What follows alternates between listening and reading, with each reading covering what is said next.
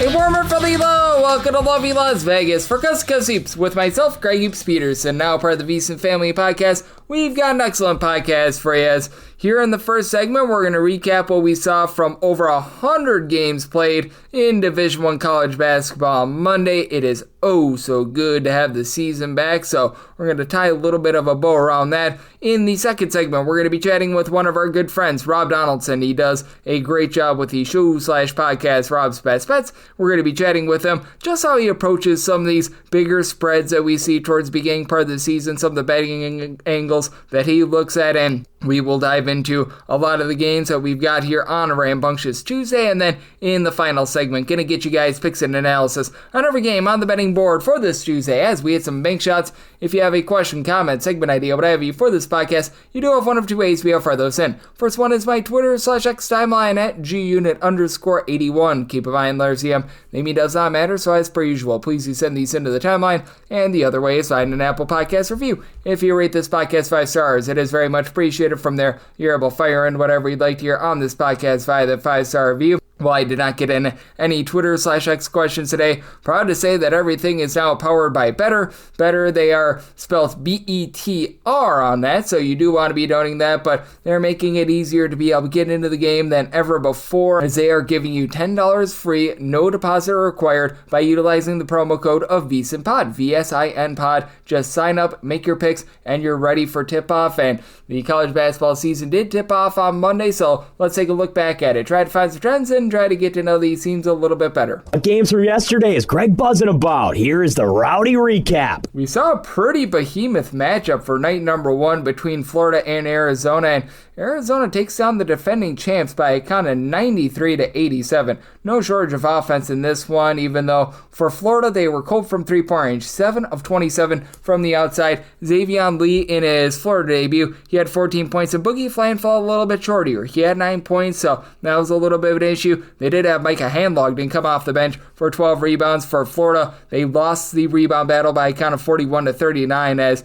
you had Ivan Kovachenkov, hopefully I said that correct, be able to supply 10 rebounds for Arizona. I'm probably going to struggle with that name all season long, but you know what else is going to be a struggle? Defending Koa Pete, who had 30 points, 5 assists, and 7 rebounds for Arizona, really uplifted this team to victory, and then Jaden Bradley, he was able to throw in their 27 big ones as well, so that was a nice, convincing win for them. Hey, first game at the Division I ranks for New Haven. They don't get the win, but the newest Division I school gets a cover against UConn, a UConn team that has covered over 72% of their non-conference games over the last 3 seasons. This was a spread of right around about 42.5, 79-55 the final, so have to give them a little bit of a shout out. Alex Caravan was able to supply 19 points for UConn in this one, but for UConn, unable to get that cover, and Michigan State unable to get a cover. A lot of ranked teams did have a little bit of a tough time in terms of these larger spreads. 80-69 was the final as Colgate hangs in there. They are back to shooting it well from three-point range, 11 of 29 from 3 for the Colgate Raiders, as you had 17 points from Sam Wright, and for Michigan State, man, that was really able to help this team out with Jackson Kaler. How about him being able to supply this team with 16 points, 15 rebounds?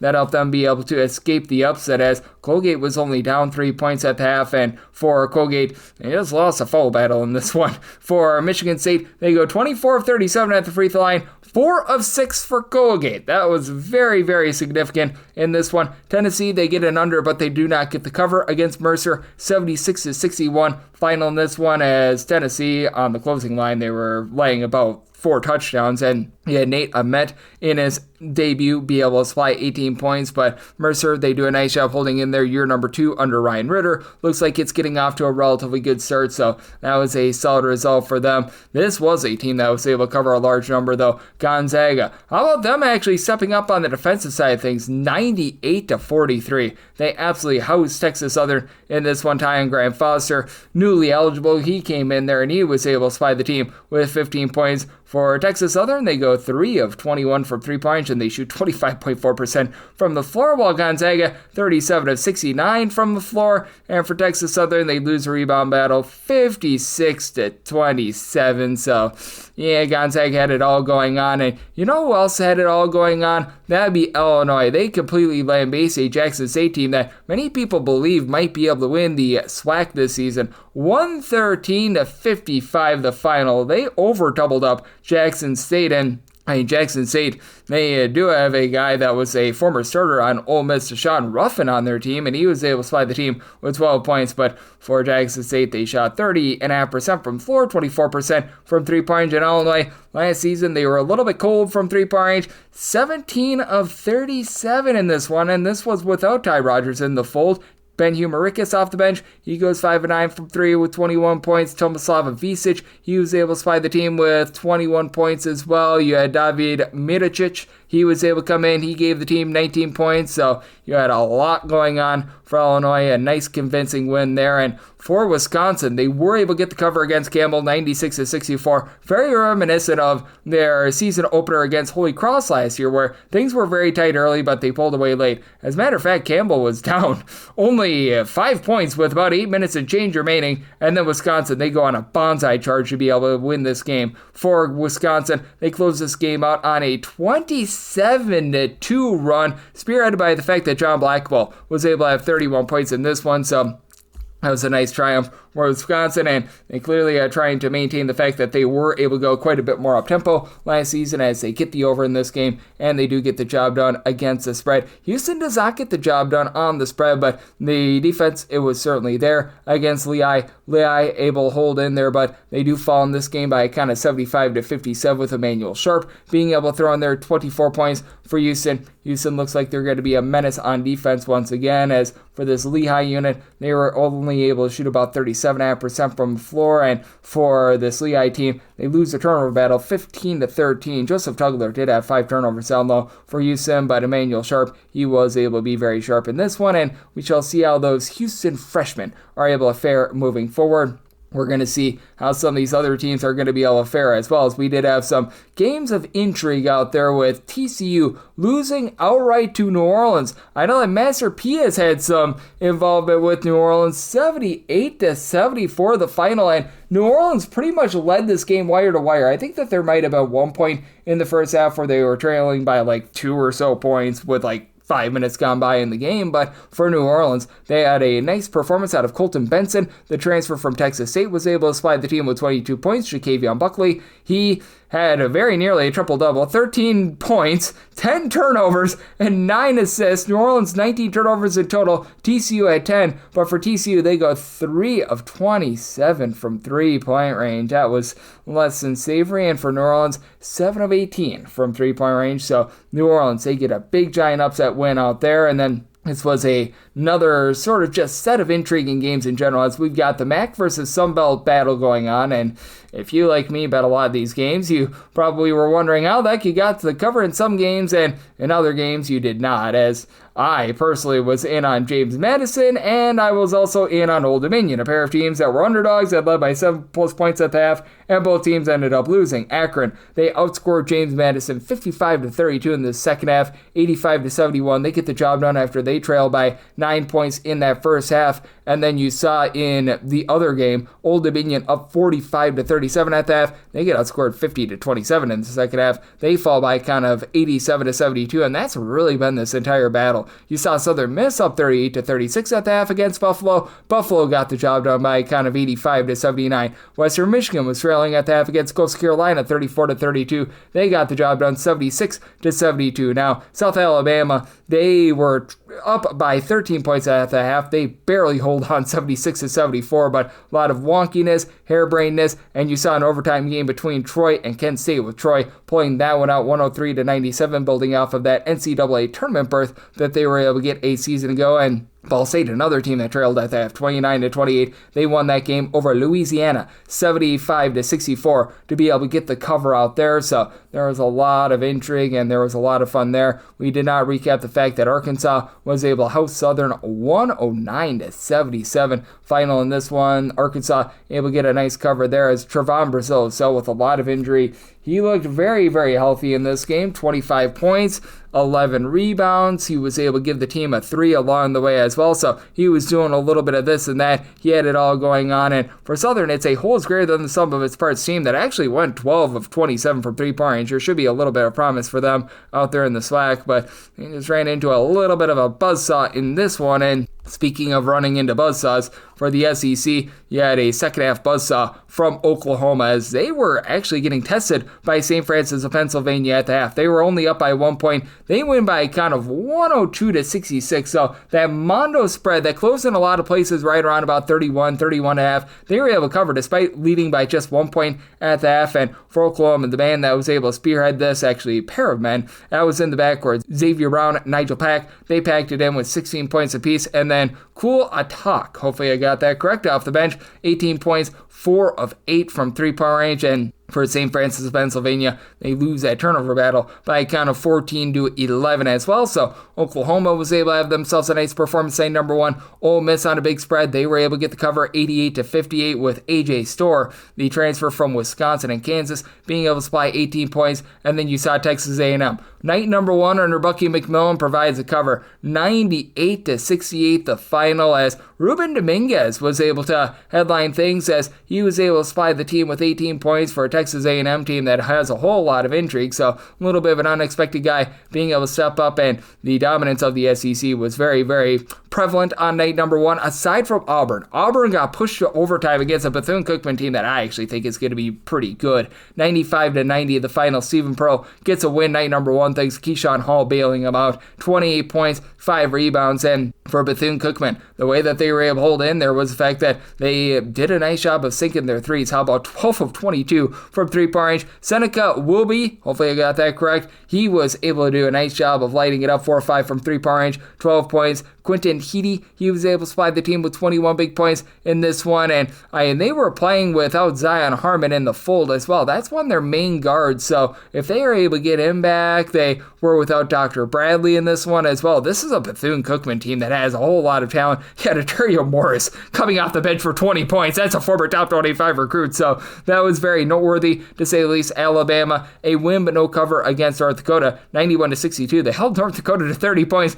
in the second half, so that's very un-Alabama-like, to say the least. And for Georgia, they took it to Bellarmine, 104-59, so that was another one of those SEC teams with a big giant win and cover, and so was Vanderbilt. They absolutely house Lipscomb, 105-61, and I do think that Vanderbilt, when it's all said and done, is going to be one of the better teams in college basketball. Tyler Nickel, well, he didn't throw up a nickel, but he was able to give you 20 points in this one, so he did a nice job on that front end. We had some intriguing results involving some of the Big Ten teams as well, in terms of the Big Ten squads that were unranked. I'm right now doing this as the Eastern Washington versus UCLA game is going on, and UCLA only up 36-31 with like a minute and change remaining in the first half. I do have to have this up at midnight Pacific, 3 o'clock a.m. Eastern, but for Penn State, they narrowly got upset by Fairfield. They get the outright win, but no cover, 76-68. That was a game that was tied at the half. Looks like it might be a little bit of a long year for Penn State, and it was looking a little bit rough for Nebraska early on in their game. They were only up 30-25 at the half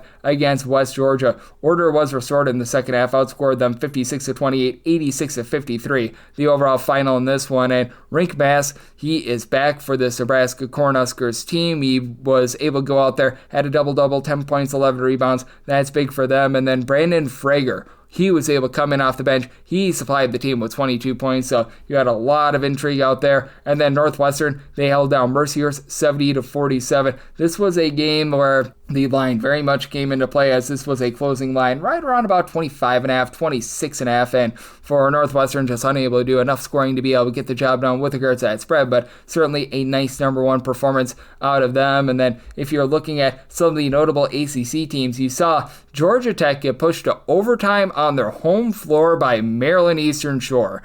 Not necessarily what you were expecting there. Georgia Tech narrowly avoids the upset, 56-52, in one of the lower scoring slogs of the day, as for Muhammad Siala, he bailed the team out with 14 points, 15 rebounds, also had 6 turnovers, as Maryland Eastern Shore lost that turnover battle 19-13, but Maryland Eastern Shore able to hold in there thanks to the bench doing much of the scoring. Maryland Eastern Shore only got, and I got the math all right here, 12 points from their starters. They had 40 points off the bench and 12 points from their starters. They managed to hold in there against Georgia Tech, so yay, verily there. You did see Long Island, who they are my pick to be able to win the NEC. They struggle with Notre Dame, 89-67 final in this one. Notre Dame, they're able to get a relatively solid cover as Marcus Burton looks like he's going to be rock solid once again, 24 points, and the Northern Arizona transfer in Carson Tote, just 2 points in his debut. He also had 19 rebounds, so that helps out. And then Virginia, they house Rider 87-53 in the debut of Ryan Odom, with having a little bit of a unlikely source of a double-double. The Rider, he comes in from Antwerp, Belgium. He was able to supply the team with 21 points, 10 rebounds, lots of international flair out there in the ACC. Not so much on the NC State roster, as they just bring in a lot of transfers and a guy by the name of Will Wade to coach them up. 114-66. They absolutely house NC Central. Night number 1, Darian Williams. He looked very good. Night number 1, 19 points, 8 assists. So he got the job done there. And Boston College,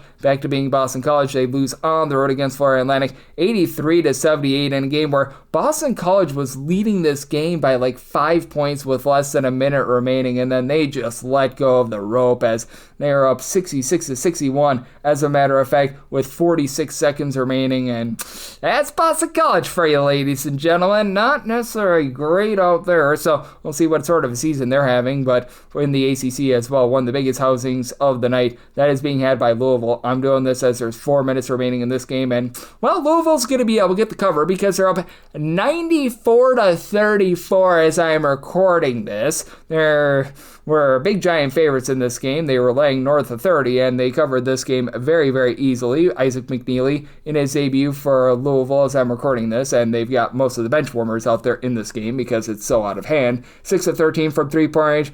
Kanye Ruths, who came off the bench, he went 7 of 11 from three-point range as I recorded this. So, he had himself a heck of a game. And for our good friends over there with the South Carolina State Bulldogs, currently they have made 10 field goals and have 23 turnovers with 3 minutes and change remaining in the game. That is Louisville just absolutely swarming right now, and it looks like they are going to be a big giant menace this college basketball season. And then one other game to get you guys caught up on. We shall see if the cover is going to be had or not. Right now in lovely Las Vegas, as I record this, we're in the second half of BYU versus Villanova. That game is currently 48-40, so we shall see what BYU is able to do. But AJ DeBansa, he had a really nice first half. As I record this, 26 minutes into the game, he's already got 12 points, 4 boards, 3 assists, stuff the stat sheet as expected. And for Villanova, they're actually doing a good job on the glass. They're tied up with regards to rebound battle, 29-29, but the problem for Villanova is that they're not really able to generate any turnovers on BYU. And for Villanova, a 5 of 21 three-point shooting start for them. And if you're taking a look at the trends of college basketball, now I'm doing this as some of the late games are not accounted for because we had a lot of games that tipped off at like 7 or so o'clock p.m. Pacific time. And again, do have to have this up at midnight Pacific, 3 o'clock a.m. Eastern. So this is going to be updated every single day. Don't worry, I will always be taking a look at the betting trends and what have you that we've got. But through the first about 73 or so games that were up there on the betting board, favorites against the spread, 47-26-1. My goodness, like, if you're an underdog player like myself, this has been a little bit ugly to say the least, and I do think that that is going to be correcting itself a little bit more moving forward, and it has been a very overwhelming day. I was recording this with Rob Donaldson. I'm going to ask him about the unders because the early games went under. We saw like that Queens NC versus Winthrop game go under. We saw the St. Bonaventure Bonnies be able to play a nice under against Bradley. Things got very overwhelming in terms of that 7 o'clock p.m. Eastern time slate. As I am recording this, 43 overs, 31 unders, and if math serves me correct, we've had 2 pushes along the way, so that is currently 58% to the over. So we have seen a lot of overs and we have seen a lot of favorites. So if you take the favorites and the overs, right now you're having a good time in college basketball. That's what we saw in college basketball on Monday, and that's what we're seeing trend-wise. And coming up next, how about if we do chat it up with our good friend Rob Donaldson of the Rob's Best Bets show right here on Kuska Hoops with myself, Greg Peterson, now a part of the Beats and Family Podcast. For anyone that is new to VSiN, well, I wish you a friendly hello. This is an attention to anyone that is new to VSiN because you're able to get some free stuff with our daily newsletter. It's a great way to catch up on everything that's happening in the sports betting world. It's delivered straight to your inbox every single morning. VSiN's newsletter offers picks, data, strategies for the day's betting menu, and so much more. Sign up for free today over at VSiN.com/newsletter. That's VSIN.com/newsletter and start receiving your free newsletter tomorrow morning. That is VSIN.com/newsletter. Stay ahead of the game and bet smarter with VSiN. And we're back here in lovely Las Vegas for Coast to Coast Hoops with myself, Greg Gibbs Peters. Yeah, excuse me. And we're back here in lovely Las Vegas for Coast to Coast Hoops with myself, Greg Gibbs Peters, and now part of the VSiN family podcast. Great to be joined by this man as we've got Rob Donaldson aboard. He does such an amazing job with the show/podcast, Rob's Best Bets. He joined me so much on the baseball podcast. He joined me all throughout the offseason to be able to get us squared away for what is going to be a tremendous college basketball season. You're able to follow him on the old Twitter/X at RobDFB. And Rob, it is always a pleasure, my friend. Thank you so much. Yeah, thank you for having me on, Greg. And although we have a soft space in our heart for Major League Baseball, and now that has come to an end, our next sort of soft space in our heart with college basketball has finally begun. It's a revolving door, and we're talking about legitimate games happening right in front of our eyes, and I couldn't be more excited to be talking about it with you today. Oh, I am so jazzed up for this. It was such a long time coming, and thank goodness gracious that we do have this great game back in our lives. And Rob, what did you just make out of the first few games of the season? Because we've seen in past years a lot of overs in the first few weeks of the season. We saw those games, though, those standalone games, very much played to the under end. We're doing this as we've got a lot of the Monday games going on, but it does feel like things have been a little bit more underwhelming here on this opening day than we've seen over the last few years. Yeah, and I think the big thing that we're going to be able to pay attention to, and this is how it always goes in the first month of the season, you know, everybody has, I think, an idea of what they want to do when they take the floor. You know, there's certain identities that these coaches are trying to build into their programs right from the outset, but the reality is when you're just trying to win games this time of year and maybe the execution is a little bit off, you don't really have that true form identity that we're going to see in December and January with these teams. And so what that kind of lends itself to is a lot of scoring runs, a lot of inconsistency with scoring.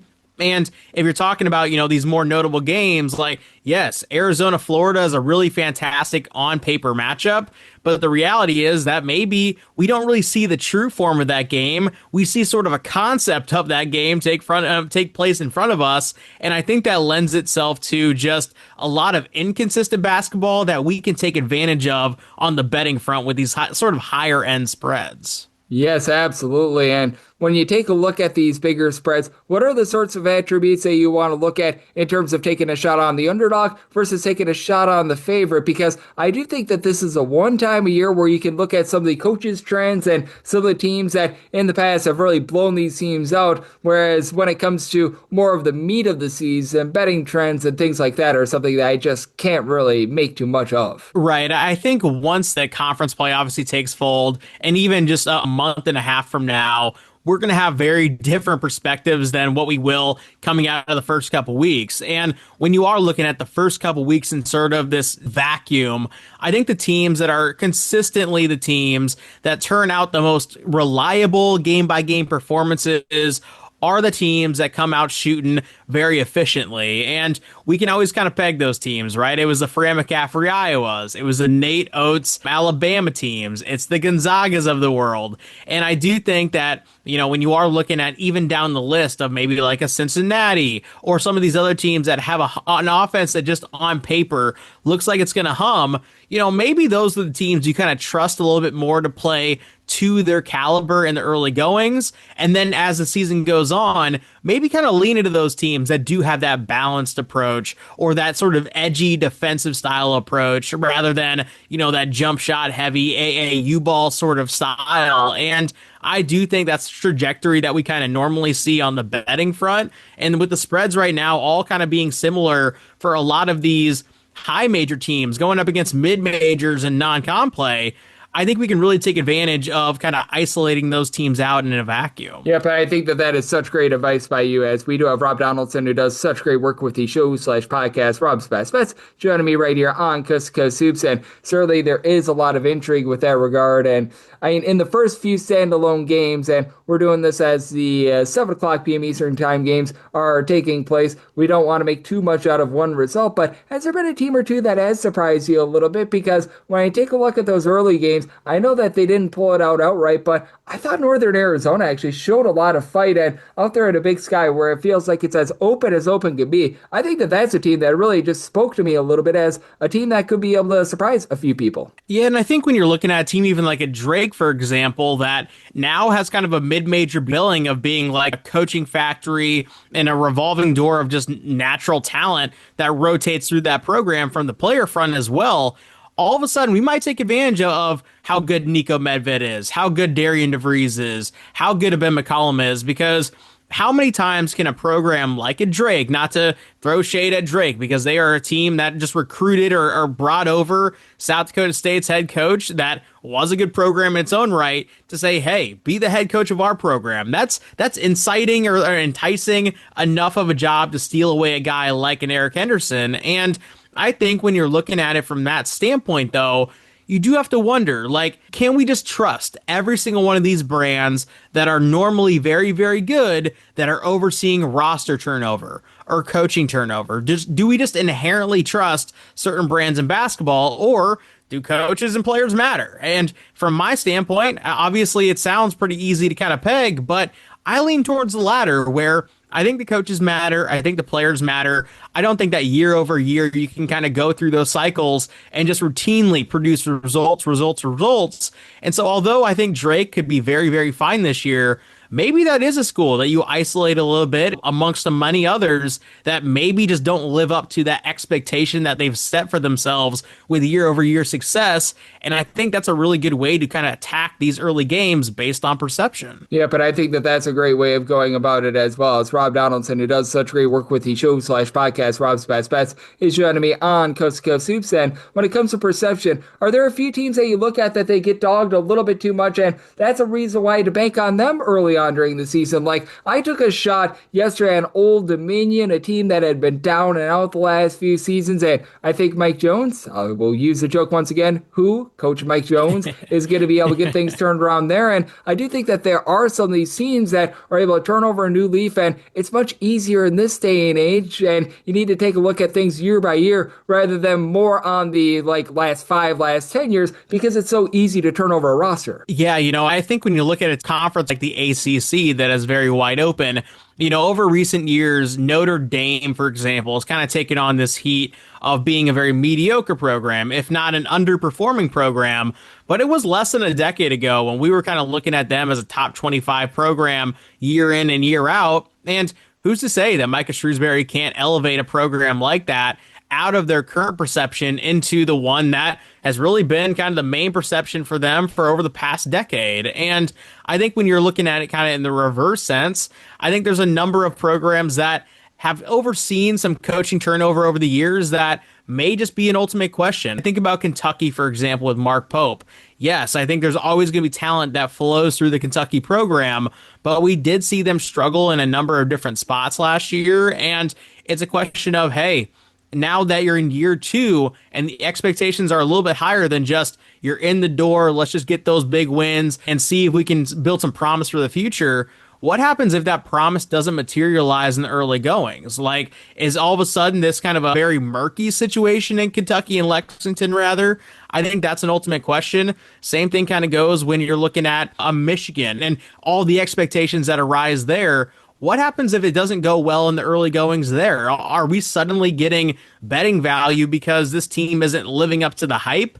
That's always a question I want to kind of pose, even though in my brain I'm like, these teams should be good. They have enough talent, because there's been so many teams over the years with enough talent that just kind of fizzle out in front of our eyes. And I think that what you're getting at is something that is so interesting. How much do you view sports betting and just college basketball betting as sort of the stock market where you see few bad performances, you want to buy low on a team, and then after a team just goes guns blazing from 3-point range, you want to sell a team after they had probably their best performance of the year? Bingo. I think you absolutely nailed it, because there are certain programs right now that are getting billed as if they are something that they've never been. It's an all-time high stock. And yes, certain stocks that are an all-time high can go higher. Florida might just keep building on the success that they built on last season when they won the national championship.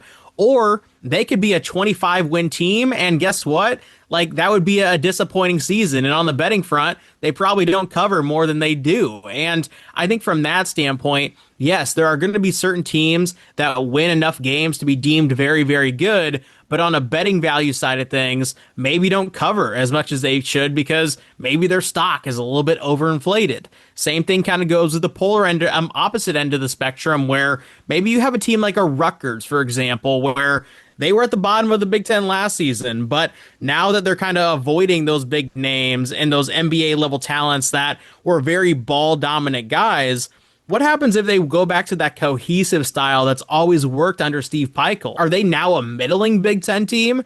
If so, that stock has enough margin to really kind of buy in on, and that's 100% how I view the sports betting market year in and year out when it comes to college basketball. And I think that that is such a great way of being able to go about it. And that leads us into finally being able to break down games for the first time in 7 months, because I know that one of the teams that you mentioned in passing is Kentucky. They're between 29.5 and 30.5 point favorites here against Nicholls with a total of 150.5 to a 151. I want to get your thoughts on this game because I do think that it's going to be a really interesting Kentucky team this season. And I look at this total, even though it's a little bit north of 150, I just view it as a little bit too low because I think that for Kentucky, they're going to be a little bit improvement on defense, but I think that it's very clear under Mark Pope, this is going to be a team that's going to be very solid offensively. Yeah, and I also think when you're thinking about, how this game could play out, obviously Nicholls is kind of an in-your-face, bulldog type defense. Do they maybe take a different approach when it comes to a team that is vastly more athletic than them?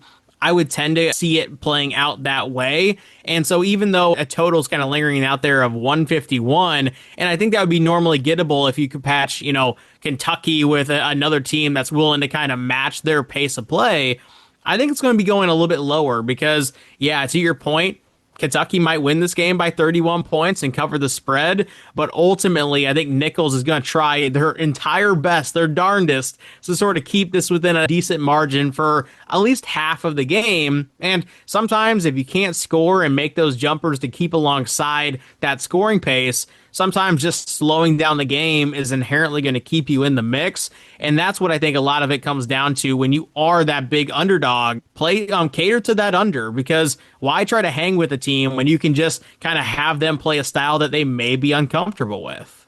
Yeah, but I do think that that's such a great point by you, and it is something that is going to be of intrigue with regards to this one. And then we get to see Purdue in action for the first time this year against Evansville. They once again are massive favorites here. They're a team that's right now laying 29.5 points, 147.5 to a 148 is the total. And I think that that's such an intriguing total because for Purdue, they've never really been an up-tempo team, but we know how efficient that offense can be. So if you look at the offensive efficiency, that very much points towards the over. If you look at the actual tempo, that leads a little bit more to the under. Yeah, and I think with Purdue, this is one of the teams where continuity in the early going is such a blessing because you can walk right out the gate. And although there may not be that unknown upside to tap into later on the season, sometimes when you're as good as Purdue actually is and you just know that you're good, you can come out of the gates humming, and that level of competitiveness, that level of talent, that immediate on-floor production is going to be enough to actually get you far in the college basketball world just in general.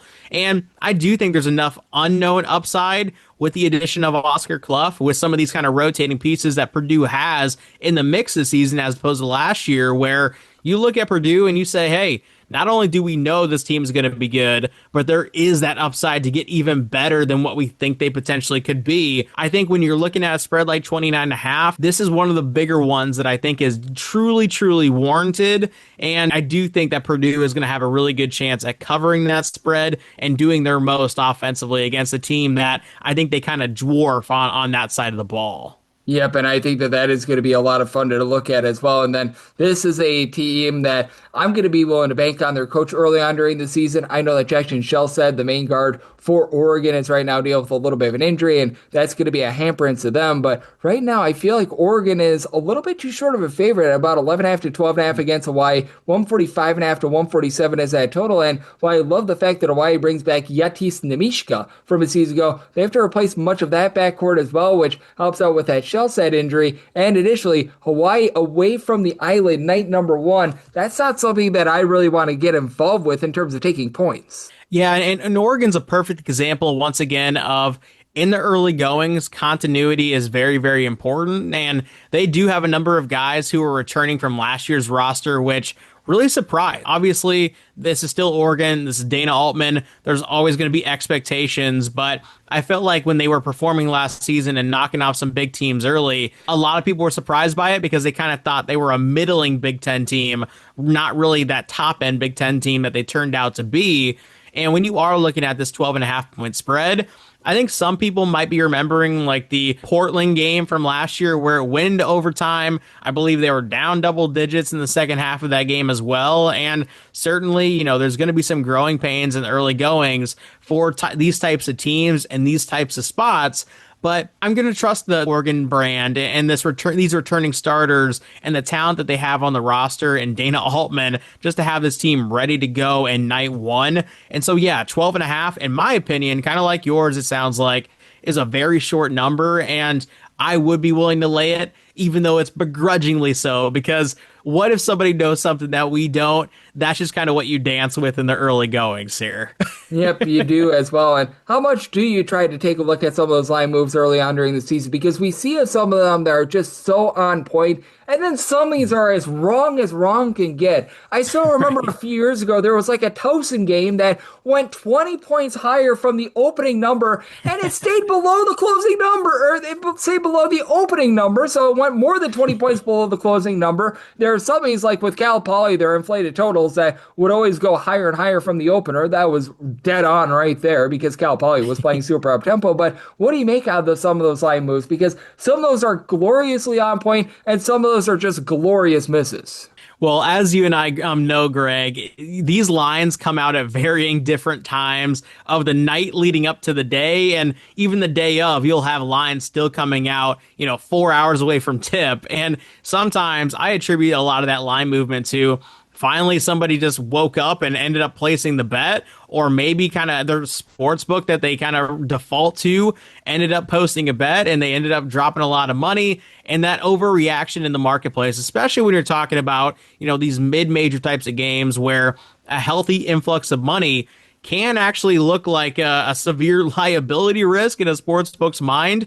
Even if it's not correct, even if the bettor is wildly off base or the bettors that are coming in are wildly off base, sports books are kind of forced their hand to sort of adjust that style, and all the other sports books maybe follow suit alongside it. And I do think that when you are dealing with a volatile sport like a college basketball where you have Ohio versus Arkansas State and those types of games every single night that are sort of off the beaten trail, one, I think that gives us a ton of betting value to just follow our knowledge of these teams and what we know from actually watching the games leading up to it, knowing who's playing well, who's playing hurt, and kind of making our judgments based on those sorts of things, because we're not going to be influenced by these kind of crazy line moves. We have a good feel on where it should be, and we know what lines to target, and I think that gives us an upper hand when it actually comes time to place the bet at the window. Yep, I am right there with you. And then I want to take a look at this game as well because you're out there in the great state of Iowa, and the Hawkeyes, they get started off this season against old Robert Don't Call him Bobby Morris as about 19-point favorites. This total is in the mid 140s right now. I'm seeing that about like a 143.5, 144.5. What do you make out of this game? Because with this Iowa team, I don't think they're going to be quite as slow as Drake was last year. It was dead last in the country in terms of total possessions per game. That said, I don't think that Ben McCollum is going to be running it and gunning it either. And we saw Robert Morris play some relatively solid defense last season as well. Yeah, and I think this is a battle of two different perceptions. The perception that Iowa is kind of in a rebuild phase, quote unquote, and that they do play that slower style that's going to be coming from Drake. And on the other side, you have Robert Morris, who went toe-to-toe with Alabama Bama, not just because it was a slog of a game in the NCAA tournament, but that it was a high-scoring game that they were matching point to point. But the reality is, unfortunately, and this is the case for a lot of these fun mid-majors from last season, Robert Morris hemorrhaged in the portal. And in fact, their best player, Alvaro Forgares, is playing for Iowa on the other side of the ball in this game. And I do think, to your point, Ben McCollum, when you look back at Northwestern Missouri State, when he was in the D2 ranks, going to the Final Four, winning championships at that level, he was actually pushing a respectable pace. Not up to the Fran McCaffrey teams at Iowa, but very more so akin to that than what they ran last year at Drake. And what happens now that he has a more influx of athletes at his disposal rather than what he just had in year one at Drake? I do think that we see Iowa push the pace a little bit in this game. I think we see a better scoring output than we saw at Drake last year with Ben McCollum and that Drake Bulldogs team. And for that reason, I get why the line is sitting at a 19.5 or a 20 out there kind of lingering, but I think that Iowa's going to be able to kind of put their foot down and win this thing something like 90-60. And for that reason, I really do like laying it with the Hawks here on Tuesday. It is going to be a lot of fun out there in the great state of Iowa. And is there anything else that you're taking a look at for this Tuesday? As we didn't even talk about the Duke versus Texas game quite yet. Right. We got a few other fun games that are going to be happening. Anything else that's really standing out to you? Well, hey, let me take you to another perception, quote unquote, team in Stanford, because I'm a big Kyle Smith guy. I thought in year one, he didn't get enough credit for what he was able to accomplish. And yes, it was a very mediocre-esque ACC, and maybe Stanford wasn't on anybody's radar because they really weren't on the radar of the NCAA tournament for many points. But that was a much improved team in year one. And in year two here, I still think they're getting disrespected based on the historical data of Stanford teams and not what this team actually could be this season. And yeah, 10.5, I mean, if it were a more respectable mid-major on the other side, not to dog Portland State, but this isn't like a high point. This isn't an Ohio. This isn't an Arkansas State or a UCF. They fall in a couple tiers below those types of teams. And I do think that Stanford at home is going to have a really good chance to blow this thing open. And I think, again, you kind of think back to last year and the fact that they lost to Cal Poly in the early goings, and a lot of people are going to be judging this game based on that result. I think that's a mistake, and I do think that Stanford this year, from this game and all the games moving forward, are going to provide a really nice betting value. Yep, and I do think that with the Stanford team, they're going to be rock solid this year as well. Bringing back Chisholm Opara along with Ryan Edgewald, I think that that's going to be big for them. And Mike Bibby brought in quite a bit of talent for Portland State, but how is that going to be looking night number one? And does Mike Bibby know anything about coaching college basketball? That's a good question. We know that Kyle Smith does, and we know that you know college basketball. Rob, you do such an excellent job taking a look at the sport that we all know and love. A lot of the good people at home know what's on tap for you and how people can follow along on social media and other platforms. Well, hey, Greg, as you said it in the DM and as you said it in the front end of this episode, we have actual games in front of us, my man. It is such a magical time of the year, and certainly, you know, this isn't going to be the best basketball that we see all year, but guess what? It's basketball in front of our eyes. There are fun matchups already happening, and I can't wait to go through this season with you. And for those who want to follow my bets on a night-to-night basis, definitely look up my YouTube channel, which is my name, Rob Donaldson. I post every bet on there for college basketball. And as I always say, Greg, I appreciate me on, my man. It is always great to be able to get Rob aboard. He does such an excellent job taking a look at this great game that we all know and love of college basketball. Every single time he joins me, he lends such great insights, and he did so once again today. So big thanks to Rob for joining me on Coast to Coast Hoops, now part of the VSiN Family Podcast. And coming next, it's always nice to be able to say this. I give you guys my picks and analysis for every game on the betting board for this College Basketball Tuesday as we hit some bank shots.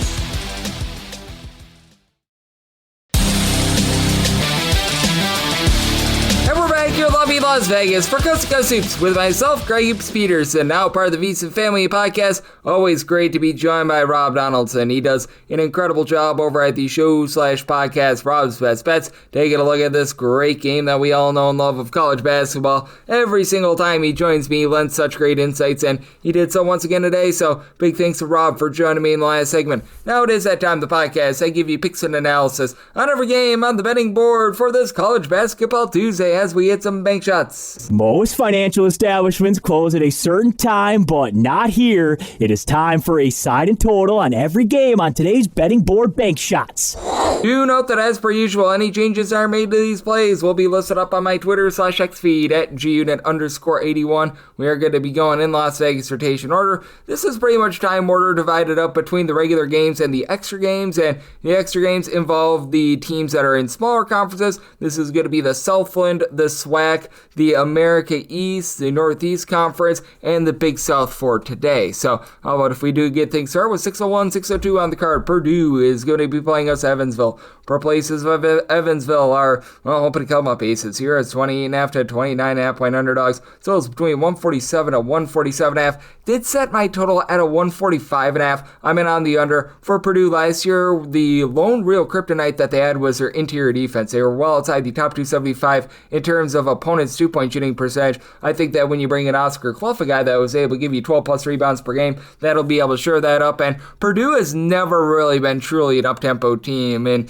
the entirety of the Matt Painter era. Like last year, they were 314th in the country in terms of total possessions per game. They were just really efficient with their offense, and this is a team that when they are at home, they're absolutely able to go bombs away from 3-point range. You've got Braden Smith, who last year was able to give you 15 plus points, 5 plus boards, 6 plus assists. I mean, he just does it all. This was a Purdue team that at home last year shot 41.7% from 3-point range. Fletcher Lawyer, a double-figure scorer, was able to shoot well above 42% from 3-point range. They do lose some of those ancillary pieces, like a Cameron Heidi is now going to be out of the fold for them, but hey, take a look at this Purdue team and the fact that they bring back so much of that team from a season ago. Their top rebounder and Trey Kaufman-Renn, and Evansville is very much going to be up against it. An Evansville team that they had some okay results last year, but they do lose a lot of those guys like a Tanner Cuff from a season ago, so they're going to be looking to replace a lot of those guys. That's been a big issue for this Evansville team. Every single time they get someone that is a big-time producer and just decide that they're going to be able to hit the transfer portal, but Connor Turnbull at 6'10" should be able to help this team out a little bit down low. Last year, about 9.5 points, 4.5 rebounds per game, began his career at Butler, so he's got some high-level experience. And then you've got Joshua Hughes back in the fold as well. This is a guy that stands right around about 6'10". He was able to give the team 5 rebounds per game. This team is probably going to be lacking a little bit in the backcourt. They're going to be having to rely upon Alex Hemingway, who he's an upside guy. When he was over at Clemson a few seasons ago, was able to put in there during the 2022-23 season 7 points per contest on 47%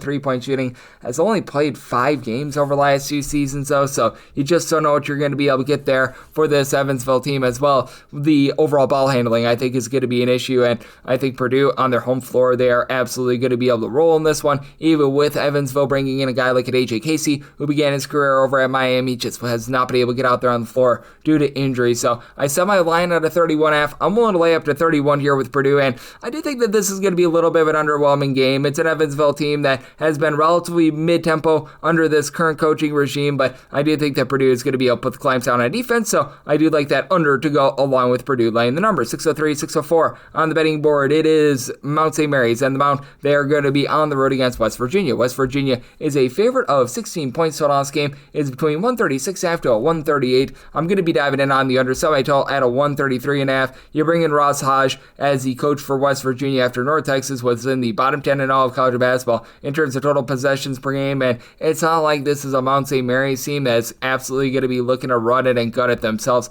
Mount St. Mary's is traditionally a team that's going to find themselves outside the top 250 in terms of total possessions per game. They sped themselves up a little bit 2 years ago, and then they fell back and they were really playing slowly last year. When this Mount St. Mary's team is firing on all cylinders, typically it's because they've got good rebounding. They lose a guy like Adola Adebayo that I think is really going to be hurting them, and as a result, I did set West Virginia as more of a 17.5 point favorite, so I'm going to be willing to lay up to 17 with them as they bring in West Virginia as Horland Obiana. He was over at UNC Wilmington last year, giving that team 6 plus rebounds per game, a true 7-footer, so Mount St. Mary's going to be up against it a little bit there. They do bring in, though, Mount St. Mary's does Justin Amadi. He's had some relatively good production over at James Madison. You go back to the 2021-22 campaign, he was a guy that was putting in their 9.5 points, 5.5 rebounds per game. Not a lot of versatility, though, at 6'7", so so he's not going to be spacing the floor or anything like that. And then additionally, they're going to be looking in the backcourt to Xavier Lipscomb to be able to step up, who I still remember a few years ago when he was over at Radford, shot 46% from three-point range. Last year, he became a nice facilitator, about 7 points, 4.5 assists per game, so that is going to be able to give a little bit of leadership to the backcourt, but you don't necessarily have those high-level shooters that are going to be all around him, and then they're taking a shot on some younger guys out there down low, like they bring in, hopefully I get this correct, Hakai Diop. He's a true 7-footer that comes in from the country of Senegal, so we shall see what those guys are going to be able to do. And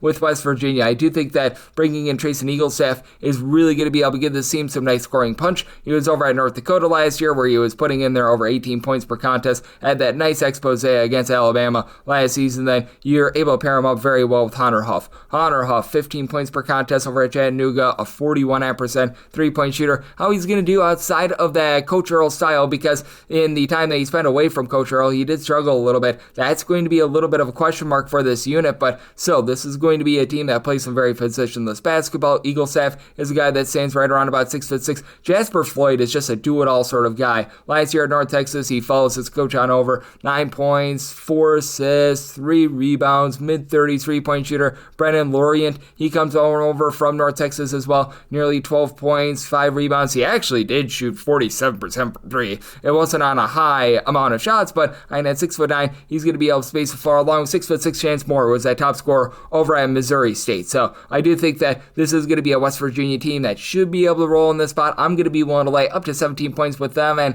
I think that West Virginia continues that slow and controlled style. I made my total a 133.5, so I like the under. 605, 606 on the betting board. East Carolina is going to be playing against Georgia Southern. Georgia Southern, an underdog of 7.5 to 8 points. Tallest game between 148 to a 148.5. Semi-line at 7.5. 8 is my minimum buy point here on Georgia Southern. With Georgia Southern, I do think that there's quite a bit of upside with the fact that they bring back a lot of their guys from a season ago, and this is an East Carolina team that they really didn't have a lot of depth last season, and they lost a lot of those guys that were really explosive for them, for lack of a better term. So I do think that this is going to be a little bit of a changing of the guard for an East Carolina team that they've been very good on the glass. Last year, a top 35 team in terms of percentage of their missed shots that resulted in an offensive rebound, but RJ Felton was doing a little bit of everything with 18 points per contest. Now they lose him. Now they bring in LaDonte Felton as a freshman, but that's not going to be quite the same as RJ Felton. They've got Travion LaBerrio, hopefully I said that correct. He comes back after he gave the team 4 rebounds per game and a block per contest as a starter down low, so he's going to be able to help out there. He's just 6'3", so he's a little bit undersized. Not going to matter as much in this game, but Georgia Southern, they do have a few guys with size of their own. They're going to be looking to, as well, this East Carolina team, Deshaun Woodyard, who last year was a part-time starter, was running in there about 6 points, 4 boards per contest, but East Carolina last year was one of the worst teams in terms of three-point shooting in all of college basketball, and they really didn't address that. They shot about 31.6% from three-point range a season ago, and with regards to where you're going to be able to get on the flip side, Georgia Southern is not necessarily going to be a team that's going to light you up from three-point range as well, but this is going to be a team that I think is going to be able to take the fight to East Carolina down low. They do have Jefferson Koulibaly in the backcourt. Koulibaly comes over after he had Pacific last year, 6.5 points, mid-30s three-point shooter, so he should be able to give them a little bit of pop there. And then Tyron Moore, he is able to give you more. Dealt with a little bit of injury a few seasons ago. He began his career over at Georgia Southern 2 years ago during the 2023-24 season, averaged 17 points per contest, went on over to UAB, where he was still productive with 6 points per game, career 38% three-point shooter. He's decided to be a boomerang transfer and come back into this program, and then you're able to pair him up with the KVN White. 6'7", nice versatile player that was able to give you 10.5 points, 3.5 boards, 2.5 assists. I do think that Georgia Southern has some upside. They're going to need to stay away from the turnovers. They, throughout this coaching regime, have been outside the top 250 in terms of ball security, turned the ball over about 13.5 times per contest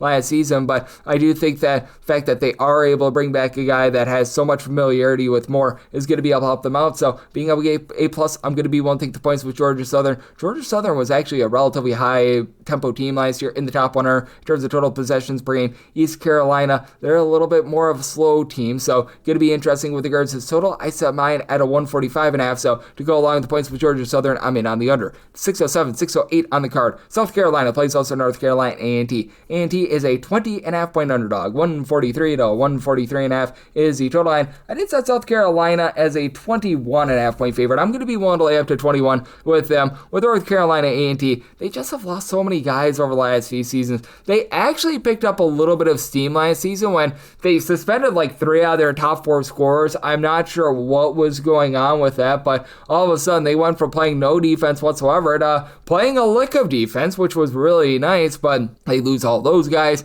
from a season ago, like Nicholls, Chakoudalis. He was a really good rebounder for this team, and now you have to wonder who's going to be able to step up down low. They're probably going to be looking a lot to Ami Dambuya, who comes on over from UMass. He was unable to get out there on the floor too much, but he provides a good body at about 6'11". You've got another 6'11" big man in Steph Pharaohs Kalatinas, who was able to supply about 3.5 rebounds per game as a part-time starter for the team a season ago. They're going to need him to take some strides forward, and you just have to wonder if Trent Middleton Jr. is really able to be the head of the stake for this backcourt. He was a nice reserve over at Delaware last year, averaging about 5.5 points per contest. Took a big drop-off last year with his three-point shooting. As a freshman at Ball State, shot 43% from three. Last year, that was down below 30% from three. Think that that's going to be somewhere between A and B, but this is a North Carolina A&T team that it just feels like they're a little bit rudderless. They bring back Will Fulton down low, so they're going to have some nice low post pieces, but that backcourt has a lot to be desired, and I recognize that this is a South Carolina team that is not going to be terrorizing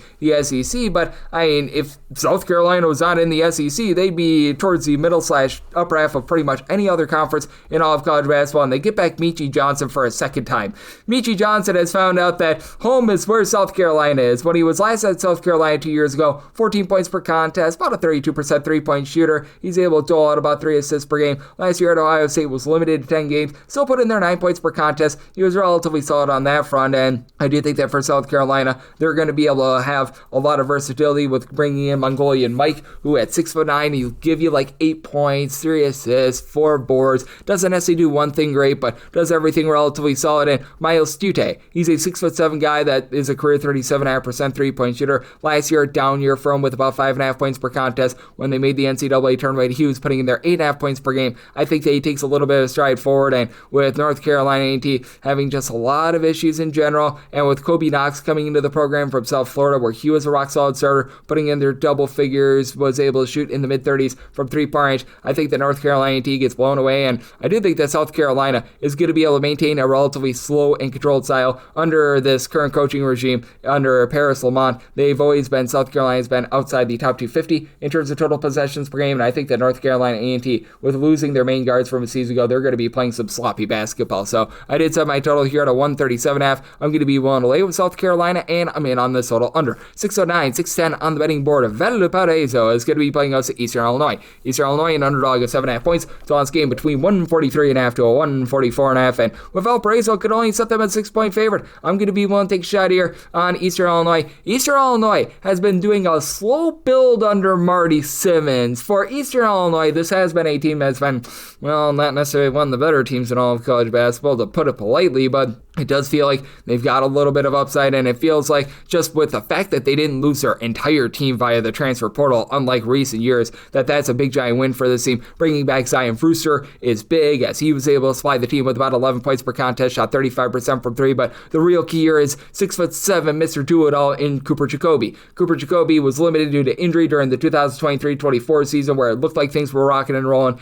Came back for a full season last year, where he supplied 12 points, a steal, 9 rebounds per game, and having a guy like that back is going to allow this team to be able to win the battle on the glass. To have some question mark in the backcourt, you're going to be looking at Kyle Layton, who he comes on over from Tennessee Tech, where he was a starter, 8 points, 35% three-point shooter, doled out about 2 assists per contest. You don't necessarily have that main primary ball handler, but Andre 3000 Washington, who comes over after he was over at Long Island last season, he should be able to help out a little bit more on that front as well. And then for Valparaiso, they lose Always Wright, who was really good in the backcourt, and yes, that was one of the best names in all of college basketball. Mr. Wright being out of the fold means that they're going to be in a lot of transition with regards to this backcourt. They're going to be looking to someone like a Justice McNair, who he was a reserve last year that gave the team about 4.5 points per contest. I believe that he has a little bit of propensity to be able to give this team some nice ball handling, so we'll see what he's going to be able to do on that front. You're going to be looking a little bit down low to some mysterious guys like a Carter Hopi, who comes over from the country of New Zealand. They went the international route there. He's probably going to be seeing a lot of minutes right away. You're going to be looking at Mark Brown needing to step up in this backcourt as well. Comes in from the non-Division I ranks, where he put up some nice numbers, but what is he going to be able to do at the Division I level? And then they bring in Isaiah Barnes, who began his career over at Michigan. Solid player last year as a starter at Tulsa, 9.5 points, 4.5 boards, but again, not a guy that's going to give you a lot of leadership in the backcourt. It's a Valparaiso team that has been neither here nor there with with regards to their tempo and their style. It just feels like every single year you have no consistency whatsoever. And really, ever since they went from the Horizon League to the Missouri Valley Conference, it just has not been going well for them. And I think that Eastern Illinois has a nice advantage down low, and I think that they hold in this game. Set my line at 6. I'm going to be willing to take the points here with Eastern Illinois. Set my total 142. Eastern Illinois, a little bit more of a slow and controlled team. I like the under. 6'11", 6'12 on the betting board. It is Oklahoma State playing us Oral Roberts. Bobby Roberts is an underdog of 19 to 19.5 points. So on this game between 157.5 to a 158. Did set my total at a 150.5. I like the under. Now, Steve Lutz's Oklahoma State team is a team that absolutely guns it. And you go back to his time at Western Kentucky when he had the one season there. They were one of the fastest teams in all of college basketball. For Oklahoma State last year, they were well outside the top 225 in terms of both points scored and points allowed on a per possession basis as Lutz was trying to break in his system. Oklahoma State last year was 31st in the country in terms of total possessions per game. Oral Roberts was actually a mid-tempo team last season, but they had to move on from their coach in Russell Springman after it just was not working out for them in the 2 years that he was there. They are still trying to be able to figure out how to be able to get things up and running after they made the NCAA tournament many years ago. We all recall that nice Sweet 16 run, and ever since then, things have went down the toilet bowl for them. But for Oral Roberts, I do think that there's a little bit of upside with regards to this backcourt. Bringing in a guy like a Ty Harper, I think is a good place to start. 10-point per game scorer over at Youngstown State, mid-30s three-point shooter. Not necessarily going to be a primary ball handler or anything like that, but he's someone that is going to be able to take the load off of some of these guys. And I love the pickup of Yetu Yamanachi Williams. At 6'10", he's one of the more underrated, versatile guys in college basketball. Was limited to 12 games 2 seasons ago, just was unable to get out there on the floor last year due to injury, but last we saw him at Portland, he was averaging 8.5 points, shot 36% from 3, supplied 5 rebounds per game at 6'10", so I mean, that's a nice shrewd pickup there from Oral Roberts. The question is, who's really going to be that main facilitator? Who's going to be able to bring up the ball? But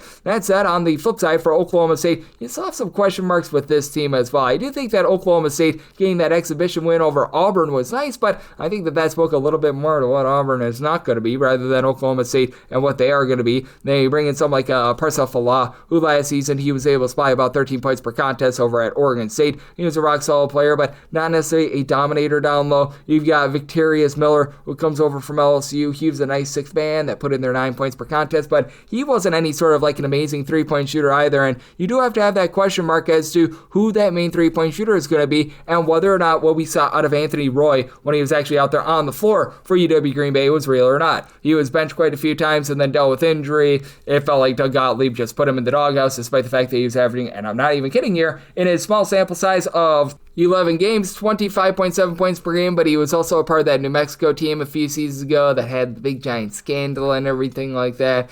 Yeah, that's not necessarily great to say the least. And then Robert Jennings was a starter for this Oklahoma State team last year.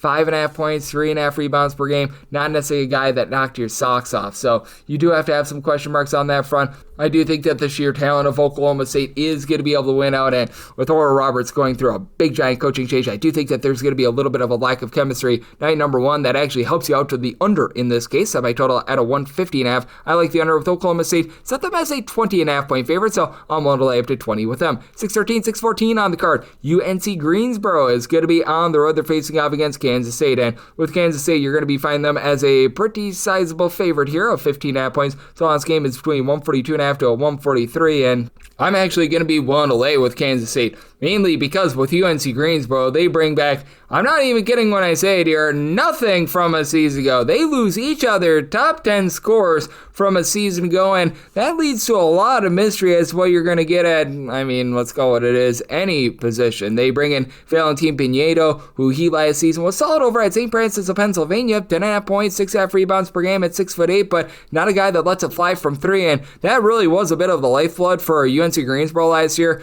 The last 2 years were a top 58 team in terms of three-point shooting percentage. You bring in someone like Justin Neely, who was solid over at Albany last year, 11.5 points, 7 rebounds per game. Another guy that really doesn't shoot it well from three-point range. For Greensboro, a lot of their guards are going to be guys that came in from the non-Division I ranks, and you bring in a guy in Antoine Jones, who he's got a lot of Division I experience. Memphis, Creighton, you go down the list, but he only played one game at Bethune-Cookman last year. Last we saw him for a full sample size with over at Central Florida 2 years ago, 4.5 points, shot 32% from three-point, so lots of mystery there. And then you've got PJ Haggerty on the flip side for Kansas State, which he was averaging when he was over at Memphis last year, 21.5 points, 5.5 boards, shot in the high 30s from three-point range. And I think that Kansas State is going to be a little bit more well put together this year with bringing back CJ Jones, who was a bit of a part-time starter last year, put in there about 5.5 points per contest. You've got Abdi Bashir, who was a 20-point per game scorer when he was over at Monmouth last year. I actually think that Kamari McGriff is a bit of an upside guy as well over at UNC Wilmington. He was a nice glue guy that put in there about 11.5 points as a part-time starter. So I do think that this is a Kansas State team that, unlike in past years, and I think that Jerome Tang knows that this is very much a put-up or shut-up year, that they're going to be able to do a little bit of a better job of being able to get things rocking and rolling here. I do think that the chemistry is going to be a bit better, and I just flat out think that UNC Greensboro is going to be quite disappointing this year. And then the add of Marcus Johnson as well for this Kansas State team, the big man that comes out over from Bowling Green, 16 points per contest. Looks like Glenn Big Baby Davis shooting 39% from three. I do think that Kansas State finds a way to get the job done, and I do think that the Kansas State offense is going to be relatively solid this year. But Greensboro, when they don't have a lot of three-point shooting at their core, they're a very slow and controlled team. Mike Jones, you ask who, and I say Coach Mike Jones of UNC Greensboro. He, throughout the years, has had his teams playing well outside the top 250 in terms of total possessions per game. As a matter of fact, last year, 341st in terms of total possessions per game. So I think that leads to a little bit of a lower scoring slog in this game. So I set my total at a 140.5, like the under with Kansas State. We'll delay up to 20 with them. 615, 616 on the betting board. It is Lindenwood on the road against Texas Tech. Texas Tech, a 31.5 point favorite. Total on this game between 143.5 to a 145, and did set a total of a 143.5. I'm going to be willing to take a shot on the under. Lindenwood was actually a top 125 team last year in terms of turnovers forced on a per possession basis, and I'm willing to take 30 plus here with Lindenwood. I did set them as a 29.5 point underdog. I don't think that Lindenwood is going to be like terrorizing the OVC or anything like that, but for Lindenwood, they actually bring back a few rock solid pieces from a season ago. Jadis Jones last year, he's a bit undersized at 6'5". He's certainly going to be having his tough times with DJ Toppin, who JT Toppin last year was averaging 15 points, 8 boards. He's, in my opinion, probably going to be an All-American this year, but 12.5 points, 5.5 rebounds per game. That's relatively respectable. Makai Cooper is someone that, when he was at Miami of Ohio last year, was a starter with about 6 points, shot 39% from three-point range. That elevates a team that was well outside the top 300 with regards to their three-point shooting percentage last season. And Jalen Bouknight, if I'm not mistaken, that's of relation to the Bouknight that was playing over at UConn many years ago. He was a guy that, when he was out there on the floor for this team last year, shot 36% from three, 4.5 points per game, was limited to 15 games due to injury. I do think that there's a little bit of upside here, and this is going to be an undersized team with Lindenwood, but you've got Kevin Anthony and Milos Nikadic, who they are a pair of 6'10" big men that have a little bit of upside there. Now for Texas Tech, this is going to be a team that's going to be very special this year. I mentioned Mr. Toppin and what he's able to bring to the table. While you do lose Darion Williams from a season ago, you still have quite a bit of that core that was just so good from a year ago, as well as you're going to be looking to Mr. Anderson to really help out in the backcourt. As Christian Anderson last season, he was able to put in there 10.5 points, a little bit over 2 assists per contest, shot 38% from three-point range. I fully expect him to have the ball in his hands a little bit more. Bit of a changing of the guard with regards to point guard spot as well, because you don't have Elijah Hawkins out there, so that leads to a little bit of question mark. But Tyree Bryan, I think, is going to be able to fit like a glove with this system. Last year at Santa Clara, 10.5 points on 43% three-point shooting. He's able to give you some rebounding, and Lawan Watts is another 6'6" versatile guy. He comes in from Washington State, where he was averaging 13.5 points. Another guy that shot 42% from three-point range. A little bit of question mark in terms of the overall facilitation for the team, but this is going to be a rock-solid offense once again. You've got a guy in Toppin who's going to be able to dominate down low, but I do think that this is an improved Lindenwood team as well that is going to be able to generate a few turnovers in this spot. So it is a circumstance where I set my total at a 143.5. Texas Tech, they didn't necessarily play at a snail's pace last season, but as we know, this is a coaching regime in Graham McCaslin, who he's used to playing super duper slowly. So I'm in on the under, and I'm going to be willing to take those points here with Lindenwood. 617, 618 on the card. Iowa, they're going to be playing us a Robert Morris. Old Bobby Morris is an underdog of 19 to 19.5 points. So on this game between 142.5 to a 144. Said Iowa's a 15.5 point favorite. So I'm going to be willing to take the points here with Robert Morris. I do think that for Iowa, they're going to be hurt by the fact that they do play so slowly. Now, I don't think that under Ben McCullough McCollum, they're going to be as low as they were a season ago. Out of 364 Division I teams, they were 364th in terms of total possessions per game. They were really good on the defensive side of things, 33rd in the country in terms of points allowed on a per possession basis. And they bring in a Robert Morris transfer and Alvaro Folgueras, who last season he was just an absolute menace. He was averaging 14 points, shot 41% from 3, 9 boards, 3 assists, stealing after contest at 6'9". That really elevates his team as they bring over the likes of Bennett Sturts, who we remember how versatile he was over at Drake last year. Follows his coach, Mr. McCollum, on over here, 5.5 assists, 4.5 boards, 19 points per contest, shot 39% from 3. Cam Manny Wu was rock solid down low. He, even at Wyoming, was a nice rebounder. Last year, he was putting in there like 5.5 boards per contest, but for Robert Morris, even though they do lose much of that core from a season ago that made the NCAA tournament. They were a team that was about 80th in the country in terms of points allowed on a per possession basis. I do think that Coach Andy Toole has done a nice job of being able to retool this roster. They're going to be looking to someone like a Tazir Smith, who JUCORecruiting.com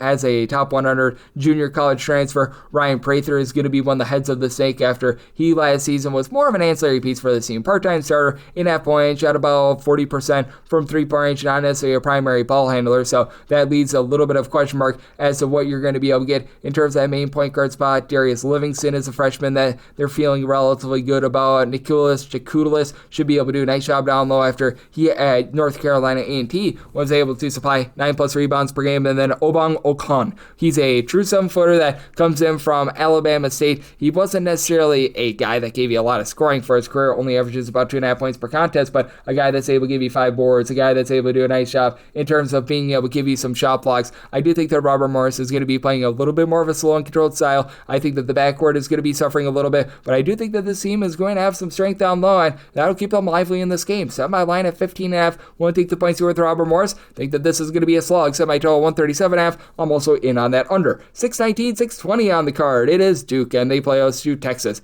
Texas is back to being an underdog. They opened up as a 7-point underdog, Texas did. Even midday on Monday, I was seeing some 7.5s. As I'm recording, this is now up to 8.5 with a total of 152.5 to a 153.5. I am going to be in on the under. I set my total at a 149.5. Everyone raves about the fact that Duke was number 1 in all of college basketball last year in terms of points scored on a per possession basis, but what they forget about is that this team was 8th in the country in terms of their rebound percentage. They were also a top 5 team in terms of points allowed on a per possession basis. And Duke, ever since we have seen the changing of the guard and we have seen John Shire take over, they have not been an up-tempo team. Like, they were 274th in the country last year in terms of total possessions per game, and now you've got Sean Miller taking over a Texas team that was relatively mid-tempo last year. Sean Miller's teams, they do like to gun it, but even at Xavier last year, they were about 115th in the country in terms of total possessions per game. That's fast, but that's not warp speed fast, and for Duke, they actually do return some of those backcourt pieces from a season ago. Obviously, the Boozer brothers, that is going to be the main attraction, and